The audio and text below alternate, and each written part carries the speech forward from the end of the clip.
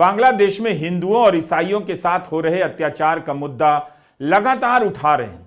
उस हिसाब से जो मुद्दे उठाया करते थे या बांग्लादेश के हिंदुओं के नाम पर दूसरों को ललकारा करते थे, वो कितना बोल रहे हैं। न सिर्फ भारतीय जनता पार्टी परेशान है बल्कि गोदी मीडिया भी परेशान है। कल उनके झोले पर पैलेस्टाइन यानी फलस्तीन लिखा हुआ था और आज उन्होंने बांग्लादेशी हिंदुओं के पक्ष में अपनी आवाज बुलंद की। बांग्लादेश के हिंदुओं और ईसाइयों के साथ खड़े हों। इसके पहले प्रियंका गांधी एक और झोला लेकर आई जिस पर फिलिस्तीनी संस्कृति के कई प्रतीक बने थे और लिखा था फिलिस्तीन। यही झोला कांग्रेस के सांसद लेकर आए और कई सांसदों ने इस झोले को लेकर प्रदर्शन किया।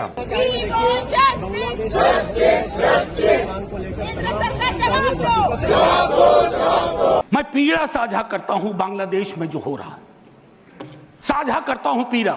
71 के बारे में पढ़ा था, अभी देख रहा हूं। लेकिन मैं महात्मा गांधी पर जाना चाहता हूं। नोआखली में जब देश आजादी का जश्न मना रहा था, महात्मा गांधी नोआखली में दर दर भटक रहे थे। Restoration of peace and normality वो दौर था। उन्होंने एक बात कही थी, आज का दक्षिण एशिया है जिससे पाकिस्तान और बांग्लादेश निकला है, हमें इस बात का स्मरण करना होगा कि हमारी भूमिका सबसे बड़ी है। दोस्तों नमस्कार, स्वागत है आपका न्यूज लवर के एक और नए वीडियो में। दोस्तों बांग्लादेश के हिंदुओं और ईसाइयों के सपोर्ट में उतरी हुई प्रियंका गांधी एक झोला लेकर आई हैं जिस पर लिखा हुआ है कि बांग्लादेश के हिंदुओं और ईसाइयों एक साथ खड़े हो जाओ। इस झोले को लेकर के बीजेपी प्रियंका गांधी को इस तरह से एक्सपोज कर रही है क्योंकि 2 दिन पहले ही प्रियंका गांधी ने फलस्तीन लिखा हुआ झोला लेकर आई थी।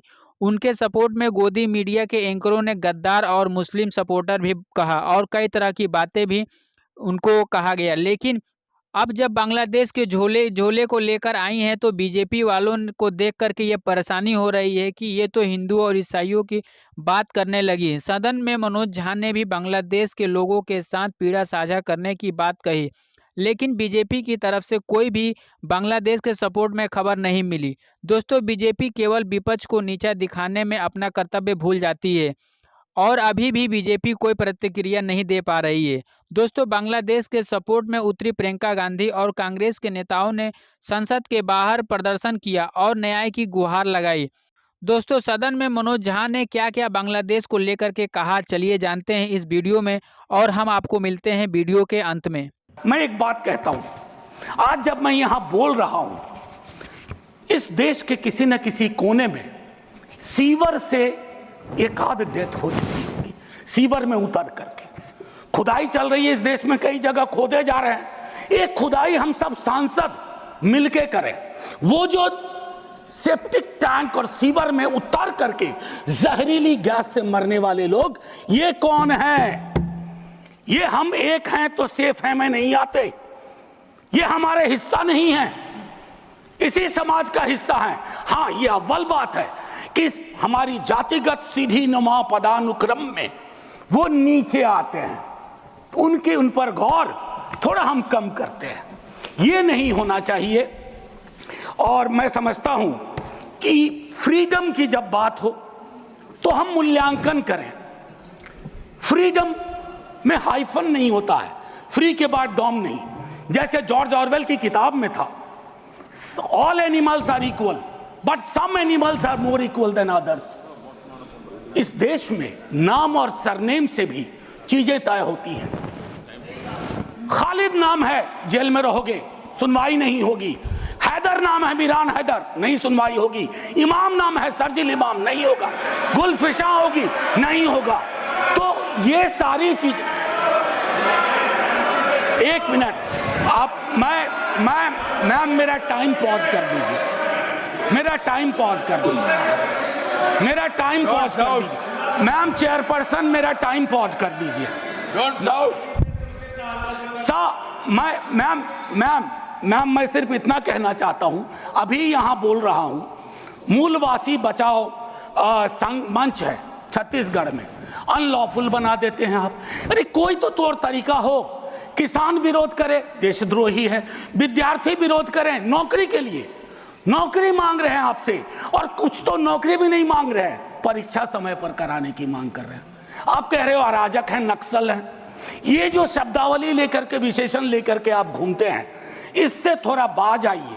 मैं कह रहा हूं ये टेम्पटेशन होता है जब बहुत बड़ी सत्ता होती है, 15वें वर्ष में, 11वें वर्ष में प्रवेश करते हैं, लेकिन उस टेम्पटेशन को रोकना मैच्योरिटी है, परिपक्वता, परिपक्व लीडरशिप की बात होती है। वैकल्पिक विकास की कोई मांग आपसे करेगा तो आप कहोगे नक्सली है।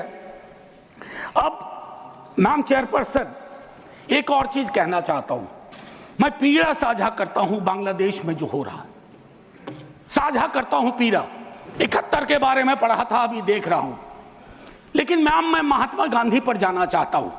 नोआखली में जब देश आजादी का जश्न मना रहा था, महात्मा गांधी नोआखली में दर दर भटक रहे थे, restoration of peace and normality, वो दौर था। उन्होंने एक बात कही थी, आज का दक्षिण एशिया है जिससे पाकिस्तान और बांग्लादेश निकला है, हमें इस बात का स्मरण करना होगा कि हमारी भूमिका सबसे बड़ी है। हम बड़े भाई वाली शब्दावली का इस्तेमाल नहीं करेंगे। We are the largest and the oldest democracy. बाकी में डेमोक्रेसी कैजुअलिटी हुई है पाकिस्तान और बांग्लादेश में, संविधान तक नहीं आया, लेकिन हम अपनी अकलियत के साथ कैसा व्यवहार करते हैं, तो हम कह पाते बांग्लादेश को, learn from us, to Pakistan, learn from us, this is how we treat. लेकिन हमारा रिपोर्ट कार्ड, अगर उसमें कमियां रहती है, एक चीज मैं एक चीज कहना चाहता हूं, अंबेडकर साहब को कोट किया गया, अंबेडकर साहब को कोट किया गया, और एक मिनट, किसी की भावना आहत हुई है तो मैं वापस लेता हूं। It is primarily a mode of, सुनिए, it is primarily a mode of associated living. Democracy is not simply a form of living, form of government.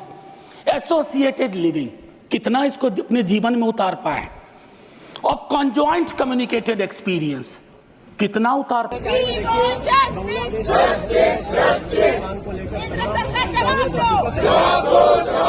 न सिर्फ भारतीय जनता पार्टी परेशान है, बल्कि गोदी मीडिया भी परेशान है।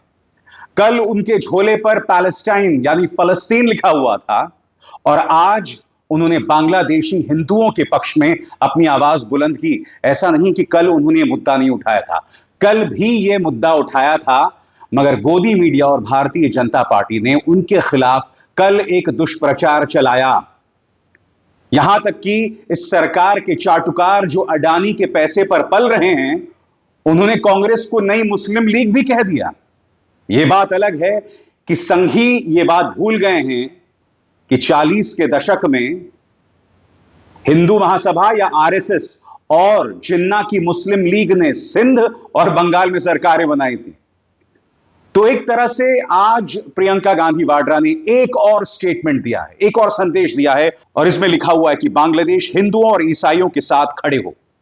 यह सवाल बहुत जरूरी हो जाता है दोस्तों, और यह सवाल इसलिए जरूरी हो जाता है क्योंकि प्रधानमंत्री अब भी इस मुद्दे पर खामोश हैं। अजीबोगरीब बात है कि हर किसी पर हमला हो रहा है प्रधानमंत्री को छोड़ के।